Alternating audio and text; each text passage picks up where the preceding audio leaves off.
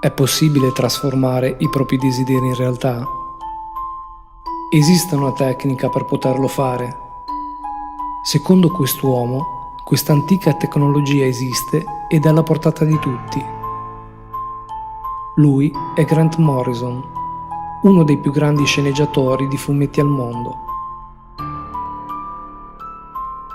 Morrison nasce a Glasgow il 31 gennaio del 1960, dove vive per anni con la madre e il patrigno. I rapporti in famiglia non sono dei migliori. Costretti in uno stato di povertà, sopravvivono grazie al sussidio dell'assistenza sociale. Il disagio di quello stile di vita, unito ad un incredibile estro creativo, lo conducono alla scoperta dei testi occulti dei grandi cultori della magia esoterica, come Phil K. Dick, Paul McKenna e Aleister Crowley. Questi personaggi risvegliano la sua spiccata curiosità, tanto da spingerlo a testare in prima persona quanto riportato fra le pagine dei loro libri. È un ottimo fumettista, ma anche un incredibile sceneggiatore, e durante la sua carriera realizza opere straordinarie e ridà vita ai personaggi di Animal Man, Superman, Spawn, Wolverine, i Fantastici 4, Santa Claus, fino ad arrivare ad uno dei suoi capolavori, The Invisibles. Una particolare società segreta, anarcoide e sovversiva, che si batte in nome della libertà contro tutte le strutture autoritarie che governano il mondo. Contattato di recente come consulente da Jared Leto, l'attore che interpreta Joker nel film Suicide Squad, fornisce importanti suggerimenti sulla caratterizzazione di questo inquietante personaggio, totalmente rivisitato in stile Marilyn Manson. Morrison riesce a sorprendere il pubblico non solo attraverso i racconti, ma anche di persona. Nei prossimi 40 minuti esporrà la propria visione del mondo, svelando il segreto per trasformare i propri desideri in realtà. Ma ora ascoltate le sue parole, perché ha qualcosa di straordinario da raccontarvi.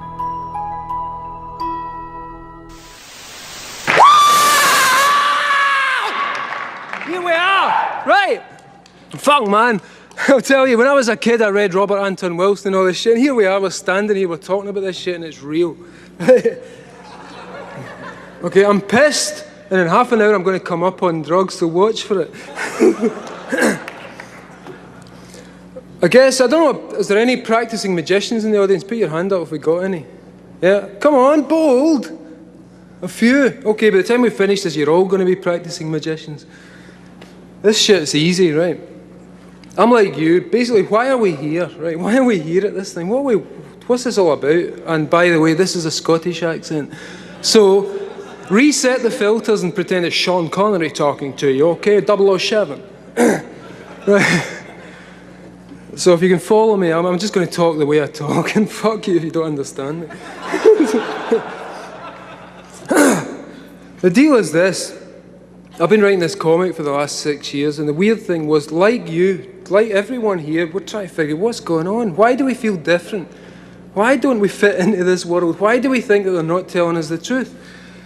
So I went out and I read Robert Anton Wilson's books when I was 20 years old, which is 20 years ago now. And I figured, is this guy bullshitting me? He says we can talk to aliens, we can talk to people from Sirius. Is he talking crap?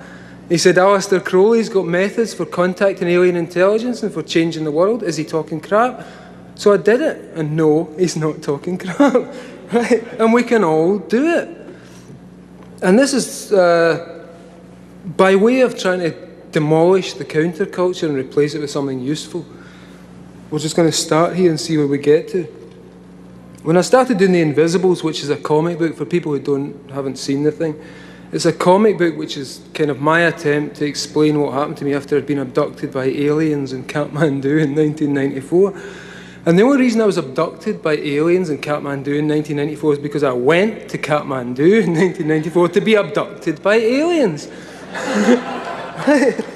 And it works. Right, and these fuckers, they will turn up. And what they told me was this, and they tell everyone this same bullshit, but it's in different perspectives, it's from different nervous systems, it seems to be filtered through everyone's own view of the world, but they keep telling us the same shit. So I met these guys, I'm sitting in the roof garden of the Vajra Hotel in Kathmandu, and I was totally doing tons of dope, you know, but in my defence, I do like a quarter of dope a day, and I've been doing it since 1990.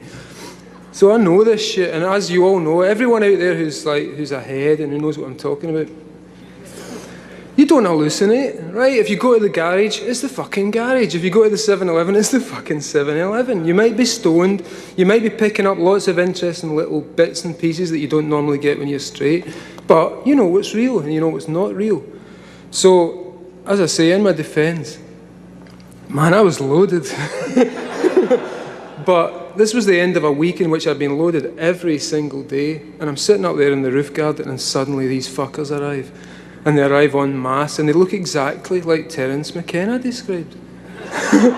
Why is that? Because I just read Terence McKenna a year before. What they told me was they took me out of my body. I wasn't in my body anymore. This doesn't normally happen with hash. This happens on DMT, or it happens on ketamine or something, right?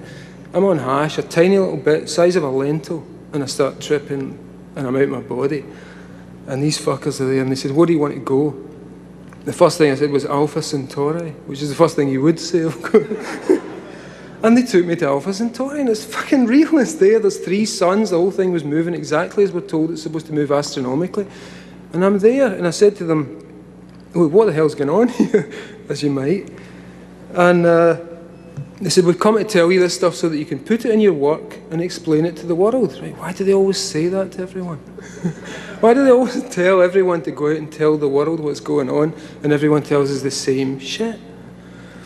So these things, I met them, and what they were was like silver, like those things you get in rave videos, basically silver morphing mercurial blobs of chrome that think. And they took me to the 5th dimension. And the 5th dimension is outside space and time, and they explained to me what time is all about.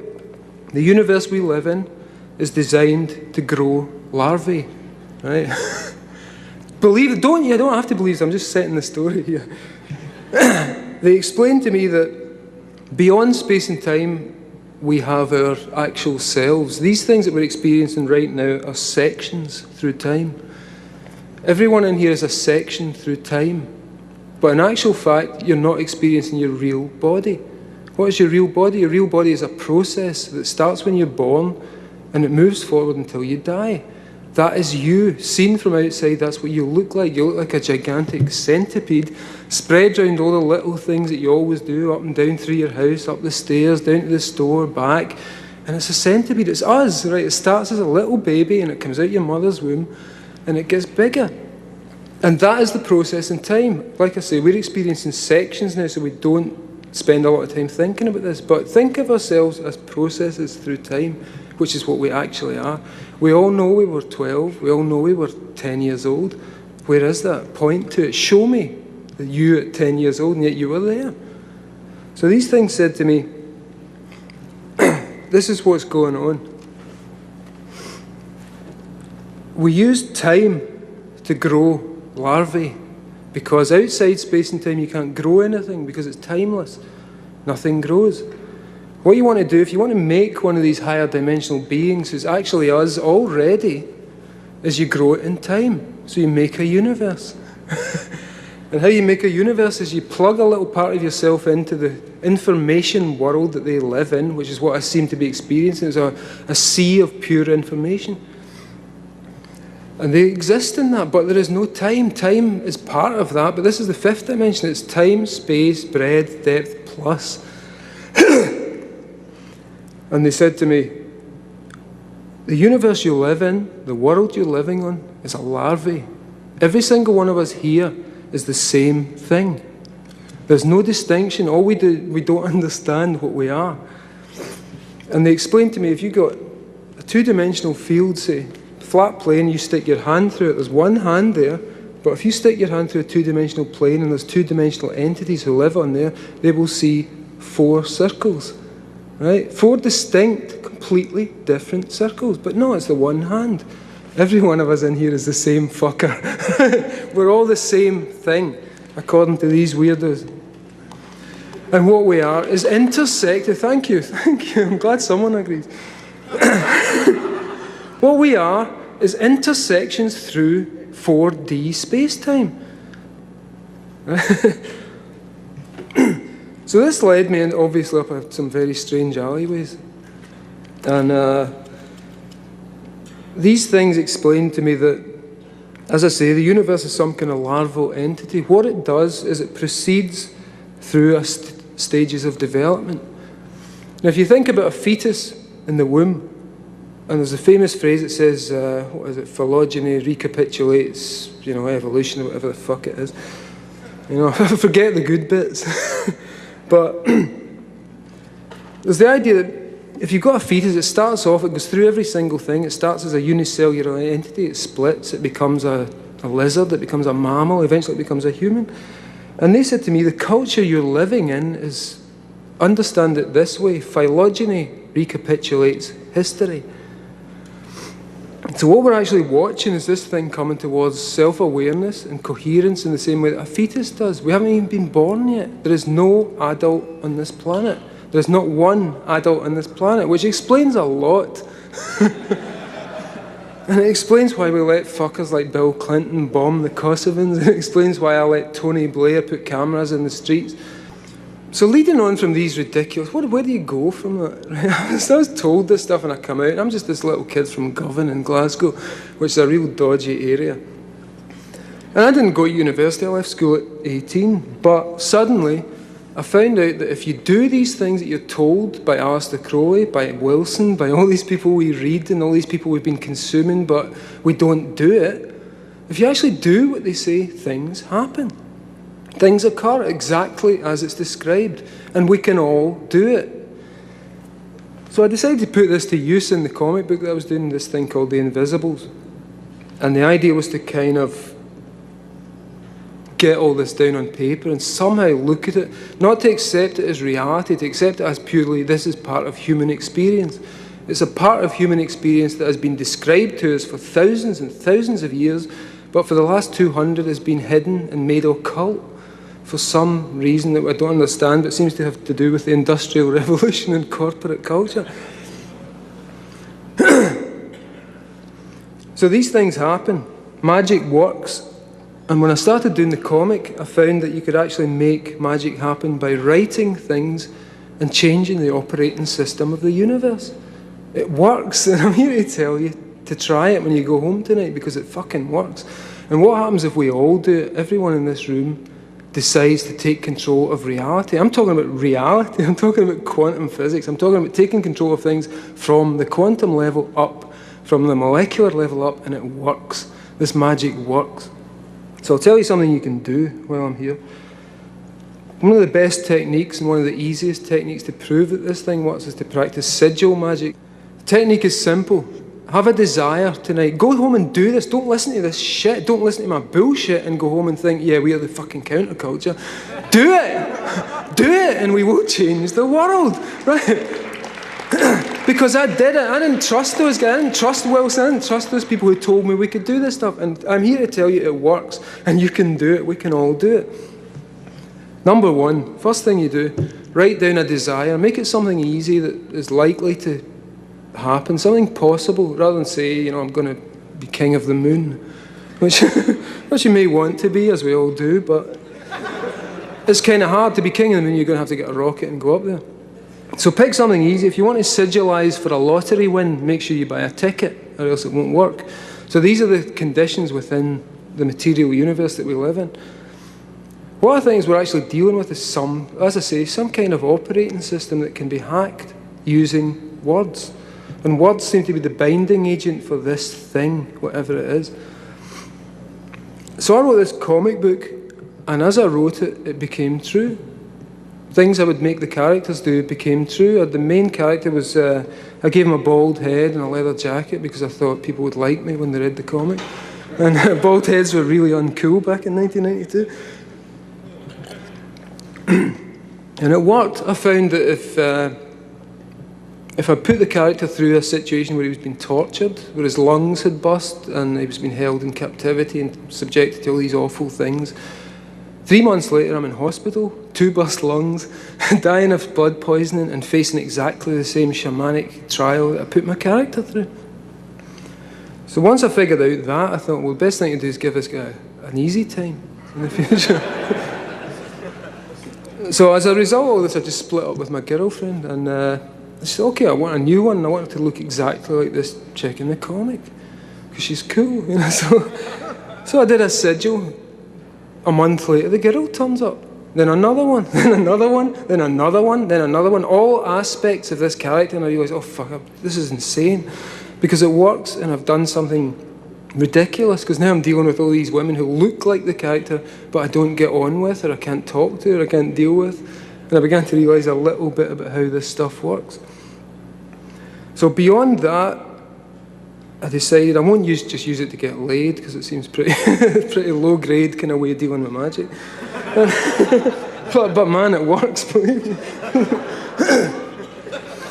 And I thought, how much could you affect reality by writing a comic that mimicked reality but pushed it in weird directions? So around about 1997, I decided I would really seriously turn the thing into a super sigil. And it was based on the idea of, if you look at cave art, the first writing was done basically as art. And if someone wanted to make something happen, like if you were some like fucked up caveman in a cave somewhere moaning about your dinner, what do? You draw a bison on the wall, stick some spears in it, go out, and the bison dies filled with spears. And it's, hey man, we can make this happen. Slowly those things become letters, they become words, they become reduced to abstractions, complexes of meaning.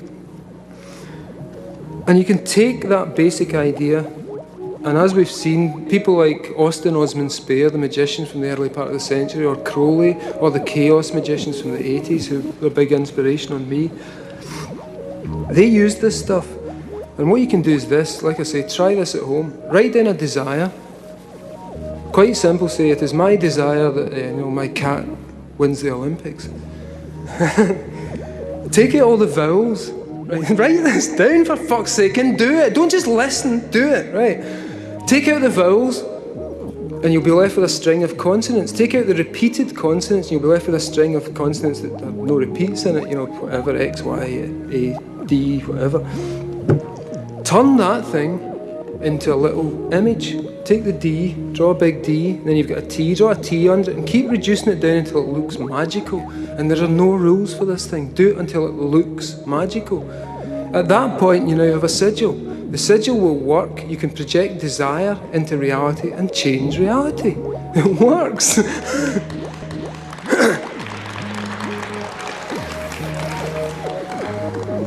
Those must be the people who've done it. This is verifiable. People have been telling us about this for thousands of years. The Tibetans have been telling us about this. The Mesopotamians have been telling us about this.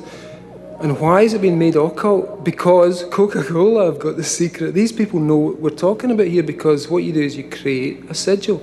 Coca-Cola is a sigil. The McDonald's M is a sigil. These people are basically turning the world into themselves using sigils. And if we don't reverse that process and turn the world into us using sigils, we're going to be living in fucking McDonald's. Right, but McDonald's have no more power than us, apart from the fact, like, as Doug said earlier, they got some money. Fuck it, who cares? You know what, the top levels of this stuff, no one's using money anyway. Do you think Rupert Murdoch or the Queen or Bill Clinton, any of these fuckers use money? Of course they don't. They've realised that the money is the only useful to sell to the middle classes and the people in the middle who make things happen and make things run. So we've been sold a fiction. There's no such thing as money. Ignore it. At the higher levels, there is no money. These fuckers don't use money. If Rupert Murdoch wants a Rolls Royce, they give him one because he's Rupert Murdoch. And if they see him in a Rolls Royce, it means you get some status from it. So you've got to understand, these people in the higher levels are operating in a hierarchy of exchange and barter. On the lower levels, like in Glasgow where I live, which is the poorest city in Europe, People are living on a hierarchy of exchange that's quite different. They steal shit and they sell it back, and they have their own little money, and they have this complete black market economy. There's only us in the middle who think money's worth any fucking thing, and we chase it until we drop. So forget it. Where was I? And the other thing is also, I hate talking at people, so if anybody wants to join in, just please, put your hand up, because I fucking hate just talking at people. So having figured these weird things out, having thought about this and having been through this experience, which is exactly the experience I was promised by Wilson, McKenna, Philip K. Dick, everyone, they promised us this thing, and it works. You can get the experiences, do what they told you to do, and it will happen. I promise you will meet aliens, they will talk to you. The Golden Dawn called this the conversation of the Holy Guardian, knowledge and conversation of the Holy Guardian Angel, sorry. So it's been around for a while. It's accessible to everyone. Magic is accessible to everyone. The means of altering reality is accessible to everyone. And when everyone starts doing it, we're going to get to see desire manifest on a gigantic scale. Everyone's desire. What happens when everyone's desire becomes manifest? Does the universe have to split up into a billion to accommodate it? Do we all have to suddenly understand that we're all in the same place and we can all share each other's desires? I don't know. I'm just here to talk about this stuff. So beyond that, beyond the alien abduction experience, I was working on the comic, and I began to think about, seriously, I'd set up the comic to try and explore some of the problems we were dealing with, which are, as Doug pointed out earlier, problems of duality, us and them, good versus evil, this versus that. And as I worked my way through the comic, I began to realise some interesting things. I'll share them with you. These might not be true. They're useful little thoughts. You might be able to spin them, do something with them. But really, I'm just up here as someone who has read the same shit you've all read, put it into practice and found that it works. So here's my version of what happens. Doing the comic, I set up these characters. The whole thing was set up as an adventure story where there's some bad guys who live in another dimension who want to enslave us all, and there's some good guys who live in another dimension who want us all to have a good time. In the middle, there is us. And we are trying to obviously have a good time. Everybody wants to have a good time. Hitler wanted to have a good time. And we all want to have a good time. So we've got to understand that as a starter. The more I set up these dualities, the more I set these people against the opposition, the more it began to seem like a complete crock. And we'd been sold this nonsense of opposition. And I began to find, the closer I got to the end of the series, that the whole opposition element of it was the least meaningful, least important part of it, and that we've actually been deluding ourselves in a lot of ways. Beyond that, I found that we've been deluding ourselves in the worst way of all by believing in the individual. Right? Stay with me on this. Kafka, Orwell, Patrick McGowan in The Prisoner, everyone told us the individual was the most important thing we could be. Everyone is fucking quirky these days. Every shit in the window of MTV is quirky. Everyone's cool. Everyone's smart. It's not true.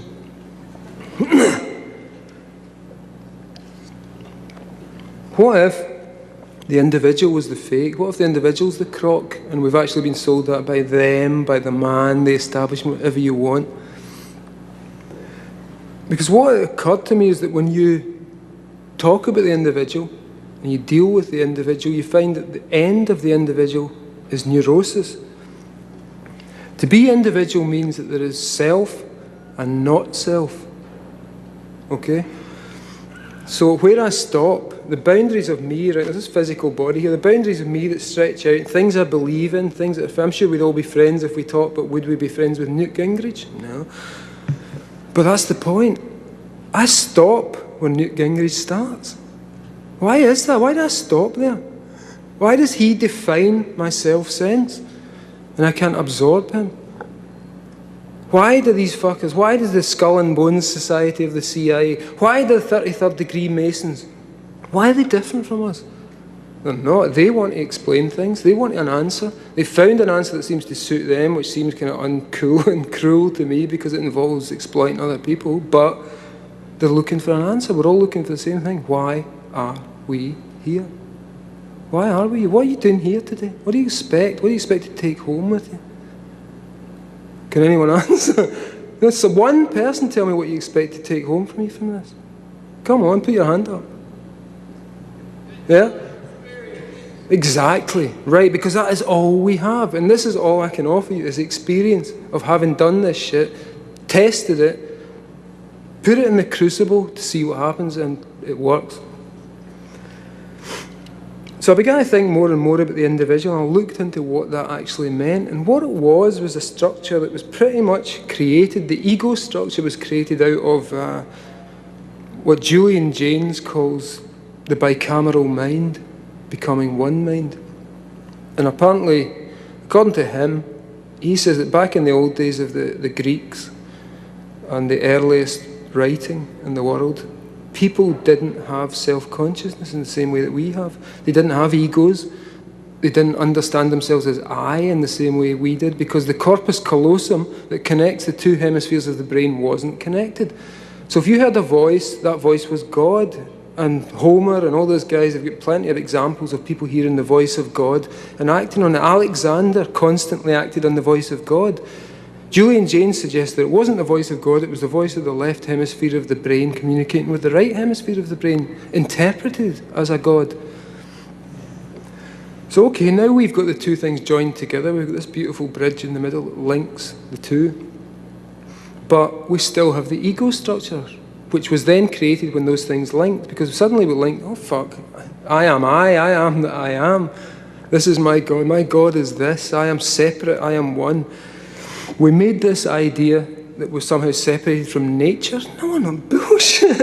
Again, I read New Scientist last month, right? New Scientist last month, they're talking about nature, we must control nature, we must do this. How do we deal with our relationship to nature? We are fucking nature. There's nothing on this planet that is not nature. Power stations are nature. You know, like atom bombs are nature, because nature made us to make those things. Either you trust nature or you don't trust nature, and I trust nature. Okay. So we have to assume, what is nature getting at here? If we ignore this crap that we're somehow isolated from nature, that we somehow have to tame nature, of course, nature knows exactly what it's doing. The planet is not in danger, we are. The planet will survive. The planet's been through like ammonia atmospheres and impossible to live on and everything dead, and it gets its way back out of it. We're in danger. Or so we think, because our hubris tells us that we are in danger. Our hubris tells us that we're about to destroy the world. We're going to wreck the planet. We'll fuck the atmosphere. No, we'll fuck our atmosphere. You know, some trilobites will come up and they'll be able to live in anything we create. So that is not the problem. The problem is we're standing here at the 21st century stuck with individuality because we believed in it so much. It seemed so important that we should all be distinct. What happens if we stop being distinct? And what happens if we think about individuality as something that was actually just scaffolding for where we are now? So if you create a skyscraper, you put up your scaffolding, you build the building, and what's happened here is that we've overlooked the building and focused on the scaffolding. You know, why haven't we taken the scaffolding down? Let's do it today. Take the scaffolding down. Because the individual was a way to get us to this point. And what I really think, and basically why I'm here, is to try and punt this notion. After doing this comic book for 6 years, after thinking about this stuff for 6 years, after proving that it works for 6 years, I'm left with this notion. We've been fooled. And we've fooled ourselves, and we continue to fool ourselves. And like Doug said, there is no us and no them, there's just us. And somehow we're trying to make this thing work. And it does work. What is that hate? Why do we hate ourselves for creating this society? Why are so many people in America obsessed with Marilyn Manson, corpses, dead people, misery, John Wayne Gacy? John Wayne Gacy's a fucking prick. You know, he killed a few people and he draws some shitty paintings. What's that? Why is that? And why should we be engaged with that? And yet that has become, what, apocalypse culture. Where do we go from here that isn't that? Where do we go that isn't playing with our own shite? The answer back to the individual. If the individual doesn't work, if Patrick McGoon was wrong and number 6 was wrong, to stand on that beach screaming, I am not a number, I am a free man, what do we have left? Because ultimately the guy who's not a number and not a free man experiences neurosis the further he goes down that path. I'm sure there's a bunch of people in here like me who eventually, you've worked your way through the stuff, you've read the books, you've done this shit, you've taken the drugs, you've been there, you've seen it, you've experienced enlightenment in little bits. You know it's out there, you know this stuff is true. The consensus doesn't explain our lives. But what does? Imagine getting rid of the individual. Imagine getting rid of that scaffolding. What do we have left? And here's what I'm about to offer. The more I looked into it, the more I began to see that we have these mutants living among us right now. The people from the 21st century, from the end of the 21st century, are here. But there is no context for them. In the same way that if you lived in Tunguska 200 years ago and you were an epileptic, you would be a shaman. There was a context for you. In this society, you're an epileptic. It's quite simple. It's a disease. Nothing you say is of any worth because it's pathology. If, on the other hand, you look at these people who are out there, who are the mutants, and what do they call it? Multiple personality disorder. This is what lies beyond the personality. This is what lies beyond the I, the bullshit. Because if you take I to the limit, and like I say, I'm sure a lot of us here have done this, it becomes, all that happens is self questions self. Endlessly, repetitively, am I doing this right? Is this the right way? Should I think about these people like this? Should I approach them this way? Should I involve them this way? Self questions self endlessly. It reaches a peak, it goes nowhere. On the national scale, that same thing, self questions self, self encounters not self, equals borders, war, destruction. That's where it goes. That thing ends. It ends in disaster. It ends in neurosis on the personal level, and it ends in war on the national level. So I began to think, what could we replace that with? And I was looking at these poor MPD fuckers, and I realised they just don't have a context. What would happen if we decided to abandon the personality and replace it with a multiple personality complex? Because as we all know, everyone in here, I'm sure, I feel as if I can say this for certain, knowing human beings as they are, sometimes you do things that you don't want to do. Sometimes you do things that are contradictory to what you think. Sometimes you fuck yourself up. Why? Because there's not one person in here, there's hundreds. And if you start giving them names, and if you start shuffling them about, and you start playing with them, you become a bigger human being. Because you've no longer allowed yourself to stop at your boundaries. Imagine the personality as, well, let's choose Windows, even though this is a contentious one. Imagine the personality as Windows. Instead of the personality, there's so many people, I'm sure you've met them, you talk to them and say, no, this is the way I am, I've worked on this is me, and I won't change.